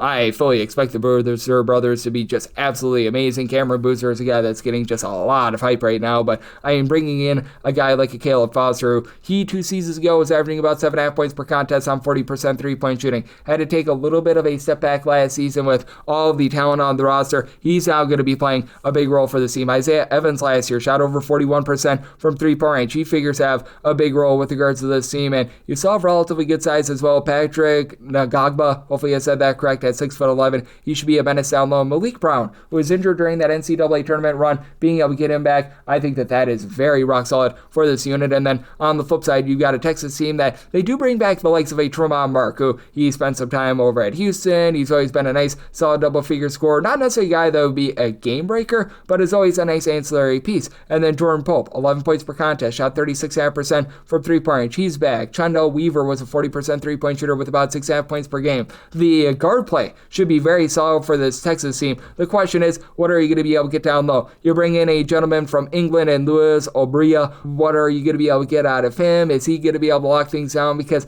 I don't think that you can necessarily rely upon John Clark to be a dominator from day number 1 down low. You bring in Simeon Wilcher, who's going to be able to help out the backcourt as well, but I do feel like there's a lot of imbalance with this Texas team. You've got some really good guard play, and you do bring in Cameron Heide at 6'7" from Purdue as well, but he's not necessarily a guy that's going to help you out down low, and I think that with Duke, they're going to be able to win this game from within. Holman. This is technically a neutral court game out there at the Spectrum Center, but that's out there in the great state of North Carolina, so you're going to get a Duke crowd here. I set Duke as a 9.5-point favorite. I am willing to lay up to 9 with Duke, and I'm going to be in on the under semi-total at a 149.5. 621, 622 on the card. Southern Utah is on the road. They're facing off against Arizona State. Sun Devils are a 16.5-point favorite. 150.5 is the total, and with Arizona State, I made them a favorite of 14.5 points, so I'm going to be willing to take the points here with Southern Utah. Southern Utah did a really good job of running teams off the three-point line last year. They're actually number one in all of college basketball in terms of percentage of opponent shots that came from three-point range, so they do force things inside, and for Arizona State, they do lose their main guy in Jaden Quantance, who was very good for them down low from a season ago, and they lose just so much of that team from a year ago, and Bobby Hurley just has not been able to get things rocking and rolling here over at Arizona State. Now, I do realize that for Southern Utah, they lose quite a bit from a season ago as well, really ever since they had the coaching change a few seasons ago, and they brought in Rob Jeter. It's been a little bit, shall we say, tumultuous for the team, losing a guy like Jameer Simpson, who was able to supply 16 points per contest. That's going to be a big loss for the team, but I think that Chuck Atsuya, who he was a guy that was just glued to the bench over at Fresno State 8 seasons ago when he was over at IU Indy a few seasons ago, saw some nice minutes, was a nice non-Division I player a few years ago. I think that there's a little bit of upside there. They're very much going to be relying upon Zach Bell to be able to get things rocking and rolling in the backcourt. Guy that supplied 9 points per contest as a starter over at Jacksonville, wasn't necessarily a primary ball handler or anything like that, but a guy that should be able to elevate this defense. And I do think that for Southern Utah, they're going to be a little bit better on the defensive side of things. And then Isaiah Cottrell, he's a nice upside guy, a former top 150 recruit of West Virginia and UNLV. The only thing that has really been holding him back is injuries. He's been injured in pretty much all but one of his years where he was actually a starter at West Virginia during the 2021-22 campaign. And then for Arizona State, again, you don't have a lot down low, so Cottrell might actually be able to win that battle down low for Arizona State. Now, Arizona State, they do bring in a few guards that I do think is going to be able to elevate this roster, as you're going to be very much relying upon Adante Holloman, who comes over after he in the Sun Belt last year was averaging about 17 points, 2.5 assists per game, shot 38.5% from three-point range. So Arizona State's trying to go a little bit more back to their roots of being able to have some solid three-point shooting. And Marcus Adams, he's a very nice bona fide player, a former top 75 recruit of BYU and Kansas last year over at Cal State Northridge, 16 points per game, shot 39.5% for three, 5 boards per contest at 6'8", so nice versatility. But you've got a few guys that come in from the non-Division I ranks. Alan McCabe was able to put in their 7.5 rebounds per game when he was over at Oakland last season. They're banking on Bryce Ford to be able to give you a bit of production as well. Ford was over at Toledo, 7 points, and is a career 39% three-point shooter, but it's never really been a primary scorer as well. It just feels like a bunch of misfit pieces with this team. They're very much going to be looking to Mo Odom to be able to run things after he at Pepperdine was able to give out 7.5 assists per game, but also had over 2.5 turnovers per game. Has never really played beyond the WCC level. I've got my question marks here with Arizona State, and I do think that this Southern Utah team going to be a little bit improved on the defensive side of things, and I think that they're going to look to slow things down this season. So I set my total at 146.5. I like the under, and anything north of 15, I'm going to take those points with Southern Utah. 623, 624 on the card. Stanford plays us at Portland State. The Vikings of Portland State find themselves as an underdog here of 10 to 10.5 points. So on this game, it is 143 to a 143.5. Mike Bibby making his coaching debut, and he's got himself quite a bit of good talent on this roster, but I'm going to be looking to fade it here. I set Stanford as a 17.5 point favorite. I'm going to be willing to lay it. Now with Stanford, they were able to get a 20-win season in year number 1 after they changed the guard to Kyle Smith. Chisa Mokpara was a big part of that. He was averaging about 6.5 points per contest, shot 46% from three-point range, and then Ryan Arjawal, who he stands 6'6". I like his overall game. He does a nice job of being versatile with 7.5 points, 5 boards, 2 assists. That's a bit of a do-it-all wing. Now, they do have a lot of pieces to turn over from the backcourt, and when you have a guy that is 7'1" that's putting in their 20 points per contest that you have to replace from a year ago, that makes things a little bit difficult, but I'm just going to be willing to trust in Kyle Smith over Mike Bibby as a coach, as Bibby just really doesn't have any sort of college coaching experience whatsoever, and I do think that his team is going to be able to get rolling, and the fact that they retained Jalen Henderson, their top scorer from a season ago, that's actually a very good sign for the Sacramento State team. They do a nice job of being able to bring in some transfers, as Jeremiah Cherry was a starter over at UNLV. He stands 6'11". He's able to give you about 5 or so rebounds per game, so That's going to help him out. And Prophet Johnson, he was a primary scorer over at Fairfield with about 13 points per contest. Not necessarily a guy that's going to light you up from three-point range. And you've got Shaquille O'Neal, the son of Shaquille O'Neal, in the fold. And Shaquille is actually the general manager of this team, by the way. So nice little fun fact there. You're banking on, though, Mikey Williams, who's had some off-the-court concerns, I think is the best way of being able to put it. He was at Central Florida, played about half the season last year. A guy that, if things are right, he might be able to really get things flowing, a former top 150 recruit. We just don't know what he's able to fully do and if he's able to be out there on the court for the entirety of the season. So you do have a lot of question marks with regards to this team. They should be able to do a relatively solid job down low, but I do think that with Stanford, they are going to be the better coach team, and I do think that just the craftiness of Kyle Smith wins out in this case. I set my line at 17.5. I'm going to be willing to lay the number here with Stanford, and set my total 141.5. I like the under. 625, 626 on the card. UNLV is going to be playing us at UT Martin. UT Martin is a underdog of 17.5 points. 144.5 is the total. Did set my total at 145. So you're at the 144.5. I'm going to be willing to take a shot on the over. Now for UNLV, I do have to fade them in this spot. I can only set them as a 15-point favorite, mainly because they're just dealing with so many injuries. I know that they had Josh Pastner come out and say that his team is incredibly banged up, and you're going to be having a lot of guys that are probably going to be playing in this game at less than 100%, and their true 7-footer that comes in the offseason, he is going to be completely out of the fold for the foreseeable future as well. So that really hurts this UNLV. It's going to be a brand spanking new team, and the gentleman that I'm referring to in Emmanuel Stephen is a man that is going to be out for quite some time. Miles Shea should be good to go. He comes over after he was over at UC Irvine last season, averaging 12 points on 43% three-point shooting at 6'3", so he's going to be a nice head of the snake in the backcourt. Howie Fleming Jr. just feels like he's played college basketball for 17 years. He was averaging 12 points per contest over at UT Rio Grande Valley, shot about 42.5% from three, so it's very clear that Josh Pastner was selling out for a lot of three-point shooting, and I do think that Pastner's team is going to be a little bit more up-tempo when he was over at Georgia Tech. It was never a team that necessarily played slow. It's not like they just completely exploded or anything like that, but do have to have your question marks down low without having Steven in the fold. And for UT Martin, this has been the international man of mystery over the last few seasons. They had things taken over by a junior college coach a few seasons ago that looks for talent in, shall we say, unlikely places, but now they bring in a guy in AJ Hopkins who only was averaging about 3.3 rebounds per game for the team. They're going to be looking for him to take some strides forward as a 6'6" wing, and I've been hearing some good things about him during the offseason. You've got Lamont Niang, who last year gave this team about 3.5 rebounds per game as a part-time starter, began his career over at Cal State Northridge. I think that he's going to be able to take some strides forward. And then Afad Trinket, he was averaging about 8.5 points per contest, shot only about 30% from three, but he's a guy that's able to give you some nice facilitation, 3 assists per contest. These are all guys that are nice holdovers from a season ago. And then you've got Dragos Lungu, who is averaging in the neighborhood about 3.5 points per game over at San Diego last season. He was dealing with a little bit of injury 2 seasons ago, was more of a 5-point per game scorer, a guy that's able to handle the ball at 6'6". You've got a lot of positionless basketball. You've got a lot of guys that have a lot of different flags coming in from Russia, Romania, Lithuania, Slovenia. They've got a lot of guys that played professional basketball overseas, and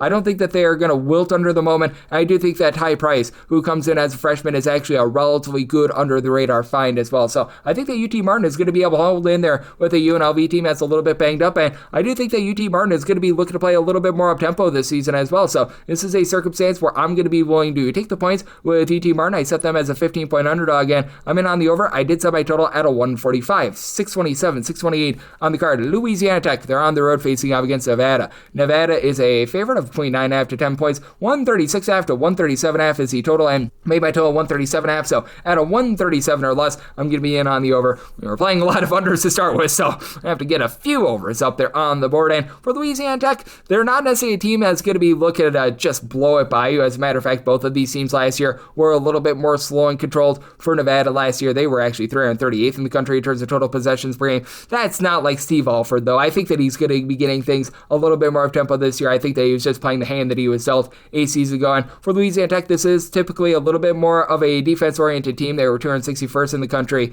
in terms of total possessions per game, and now it is a little bit of a passing of the torch for them because Daniel Bach Bacho, the Bacho man. He is out from a season ago, but for Louisiana Tech, they did a nice job of being able to just scour the transfer portal, reload in terms of being able to have that identity of really good interior defense. I do think that having Sir Isaac Heron, who began his career over at Oral Roberts, is a nice add, as he's a guy that for his career shot 41% from three. Last year over at Oral Roberts was a starter that was able to supply about 5.5 points per contest. And then William Jeffries. I think that this is an upside guy that comes in from Pittsburgh, was limited to just 3 games last season. I think that he's going to be able to do a nice job of holding it down low. Is he going to be on the level of Daniel Bacho? No, but at the same time, I do think that he's going to be able to provide some relatively good pop with regards to his front court. And then having a guy like a Caden Cooper back, I think is just absolutely massive. With Mr. Cooper, this guy did a really nice job last year of giving the team 8 boards, a steal and a half, 9.5 points per contest. So he's a nice do-it-all sort of player. And then Scooter Williams, who comes on over from the Southland Conference, he's going to be a nice 9 to 10 point per game scorer for the team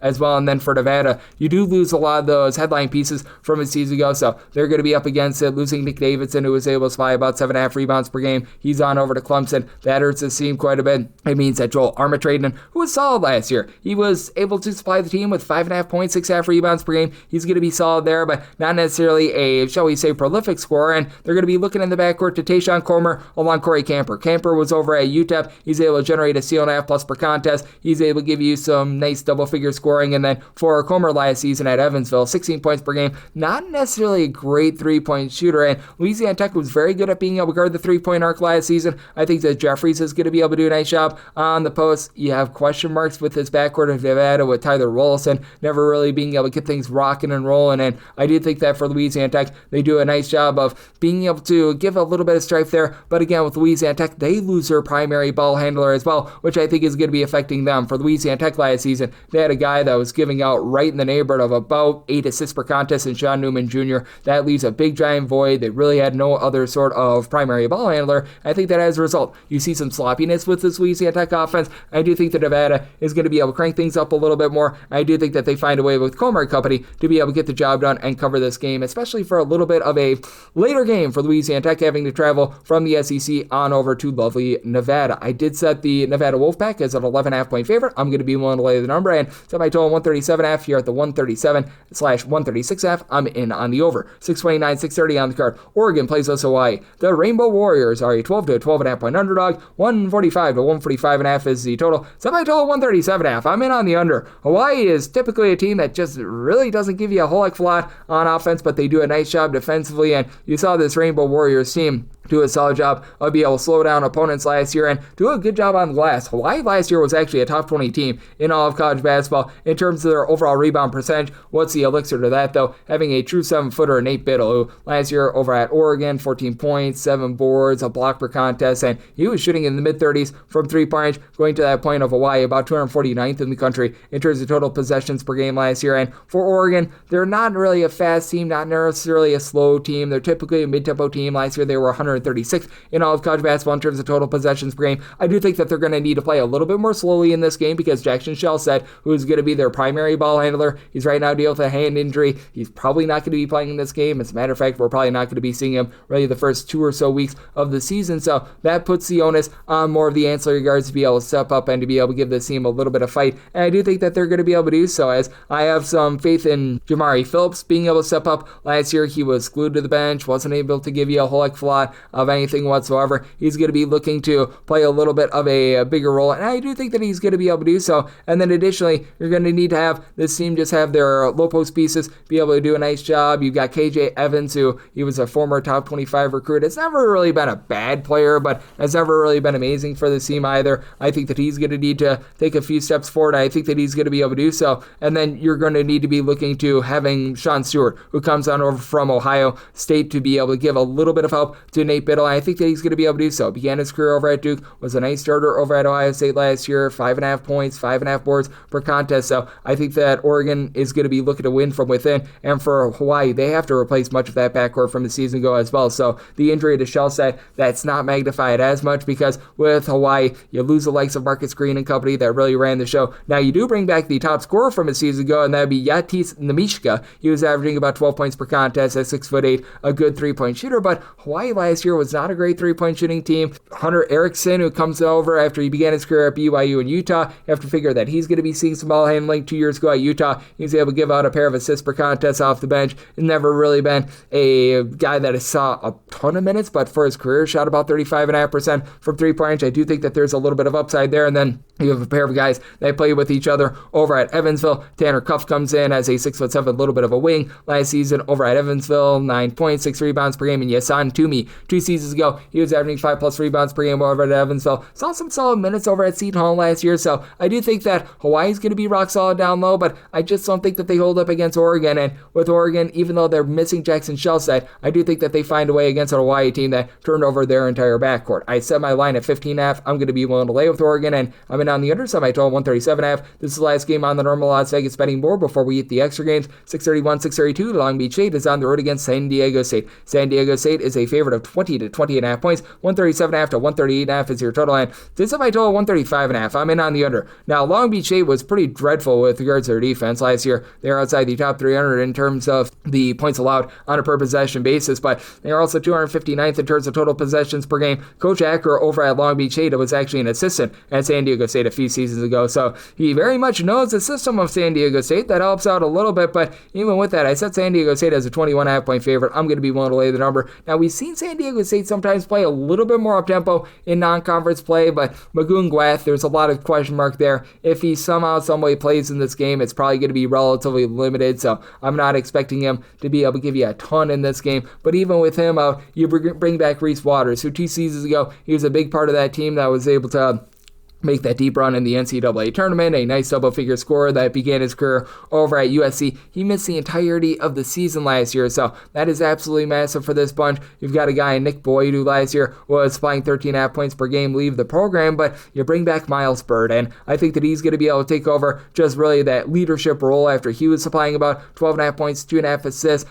threw in their 2 steals per contest. Very versatile, nice do-it-all sort of player for this team. And for San Diego State, they're not necessarily a bunch that did a ton in the transfer portal, but the guys that they brought in, I really like Latrell Davis, who was over at San Jose State, so he has familiarity within the conference. 38% three-point shooter, 11 points per contest. I thought that was a very nice pickup for them. And then on the other side of things, you've got a Long Beach State team that they had to turn over much of that roster from a season ago. It was very clear that year number 1 under Mr. Acker, it just didn't necessarily go well for them. They did retain one of their main rebounders, though, and Michael Ziviero, who was able to give the team about 7 rebounds per game. He should be able to help out a bit down low. And Ryan Krodzik, who comes over from Detroit as a true freshman last year, he was averaging about 8.5 points, shot 41.5% from 3. It's very clear that Long Beach State is looking to be a good rebounding team with a lot of three-point shooting. They're going to be looking a lot to Isaiah Lewis, who averaged 9.5 points over at Little Rock last season, doled out 3 assists per contest. He's going to have the ball in his hands quite a bit, as he's the one guy on the roster that he can't really rely upon for three-point shooting. But Shaquille Bender comes on over from Manhattan, 11 points per contest. He's another guy that is able to give you some nice versatility. He threw in there 3.5 boards, pair of assists per contest, but he was a little bit hampered with his three-point shooting last season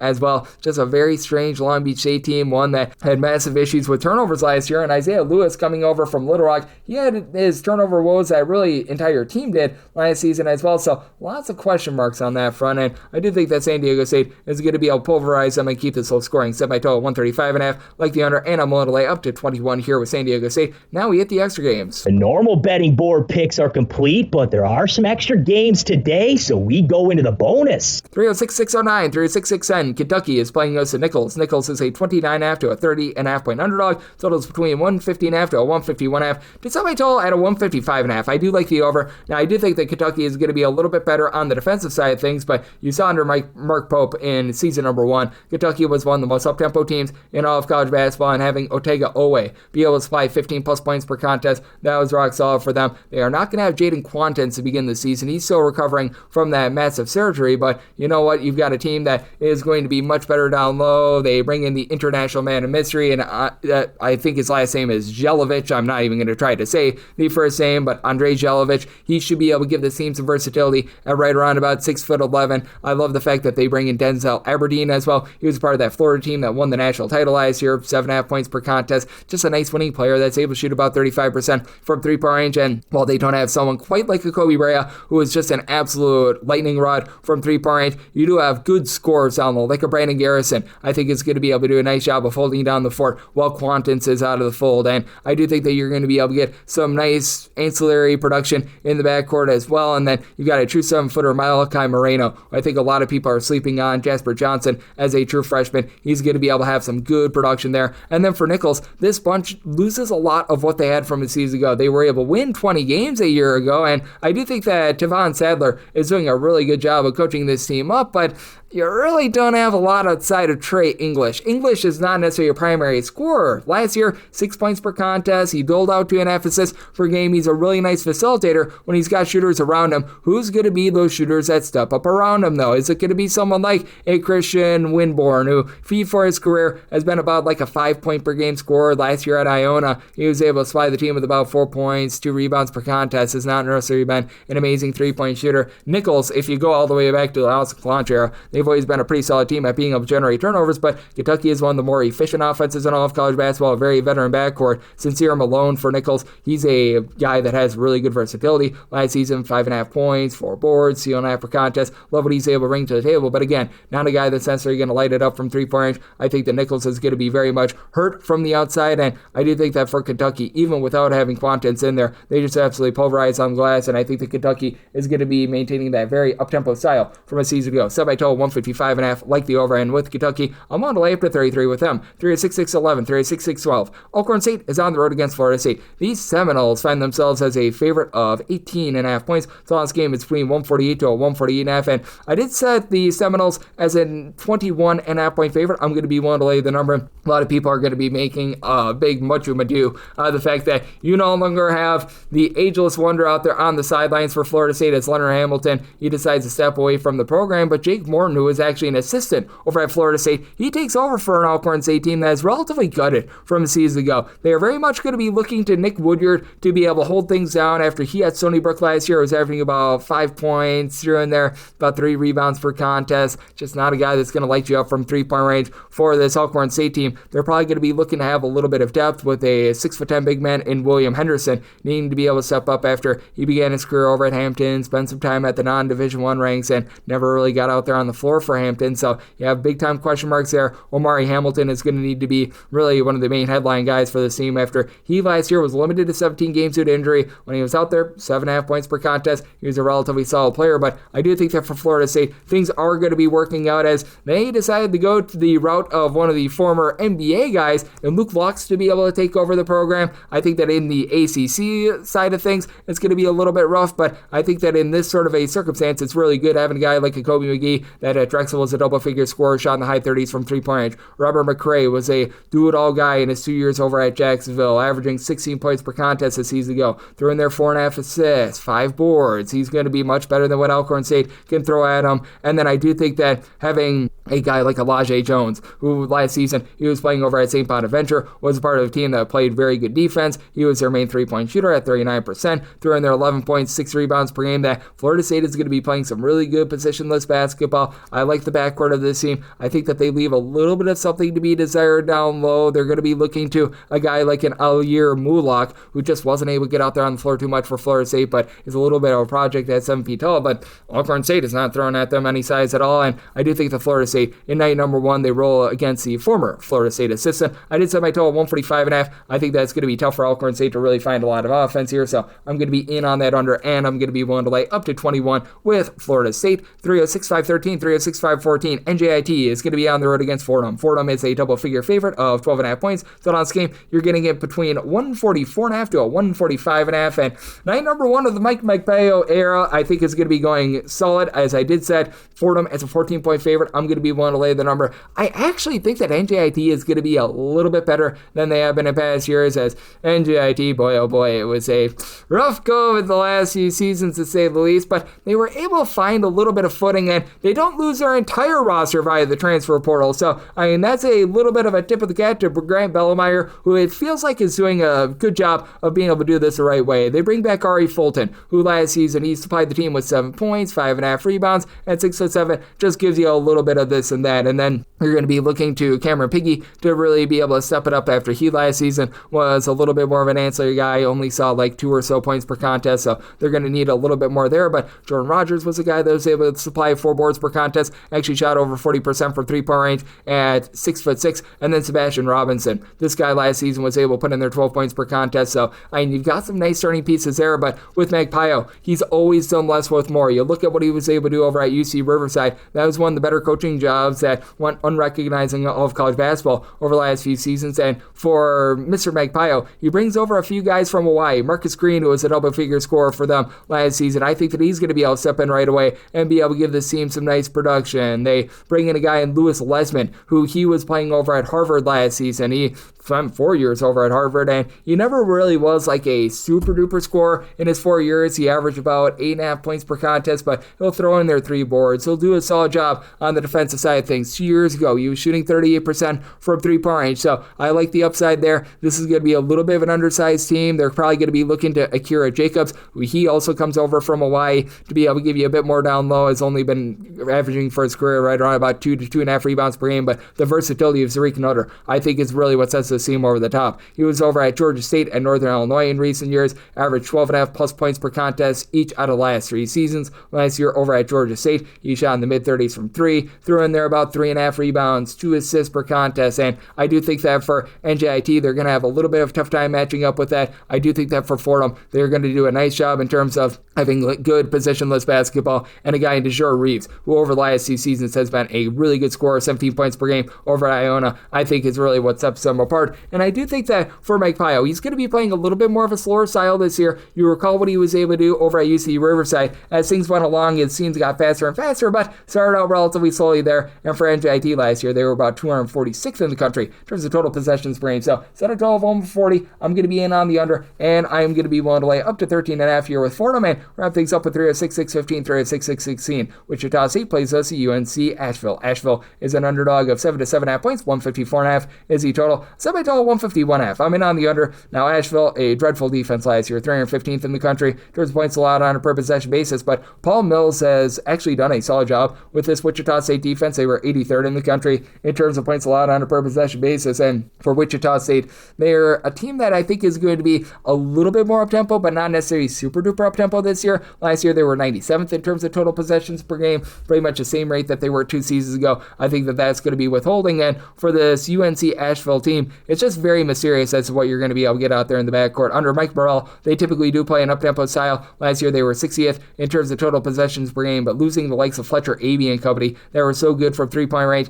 that's rough now. They bring back Toya Solomon, and Solomon, he was a double-figure scorer that was averaging about 13 points, 7 rebounds per game. That should be able to help out this UNC Asheville defense, but what are you going to be able to get out of the ancillary guards that come back? Like you've got Connor Dubusky, who's back from the season ago. Last year shot 38% from 3. He was able to supply the team with 4.5 points per game. That's a good place to start. Mitchell Taylor, he figures to have the ball in his hands quite a bit after last year over at South Carolina State. 2.5 assists, 8.5 points per contest. That was a South Carolina State team that just made hockey-style line changes, or else his assists per game numbers would have been much, much higher. But we also have DJ Patrick, who 2 out of the last 3 seasons was limited to 5 games or fewer due to injury. Last time he was fully out there on the floor. 10 points per contest over at Charleston Southern. So he's a guy that clearly has ability, but you just don't know how close 100% he's going to be. And for Wichita State, I think that they've done a nice job in terms of being able to elevate their offense after last season. They were 339th in the country in terms of their 3-point shooting percentage, bringing in Keenan Giles, a top scorer over at UNC Greensboro last season, 15.3 points per game, shot 40% from 3. That's a good place to start. You're going to be able to be rock solid down low, despite the fact that you lose your main big man in Quincy Ballard, because they bring in Karan Boyd. He was over at ETSU last season, 8.5 points, 7 boards, a steal per contest.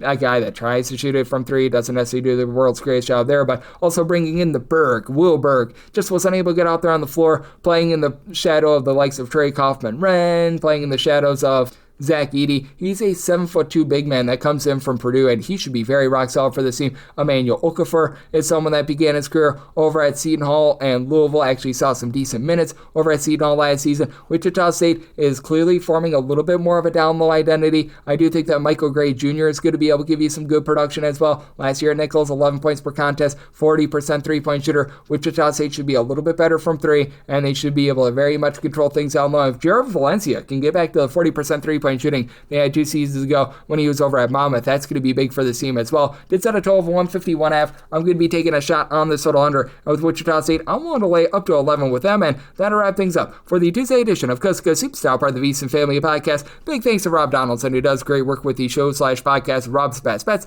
He joined me in the last segment. If you do like hearing from this fine podcast, Coast to Coast Hoops, you're able to subscribe wherever your podcasts, Apple Podcasts, Google Play, Spotify, Stitcher, and TuneIn. If you have a question, comment, segment idea, what have you for this podcast, you have one of two ways to be able to fire those in. First one is my Twitter/X timeline at gunit_81. Keep in mind, letters EM, they mean does not matter, so as per usual, please do send these into the timeline. And the other way is find an Apple Podcast review. If you rate this podcast 5 stars, it is very much appreciated. From there, you're able to fire in whatever you'd like to hear on this podcast via that 5-star review. And I'm with you guys every single day on this podcast, breaking down every single one of these games. And I will be back with you guys once again tomorrow. Thank you.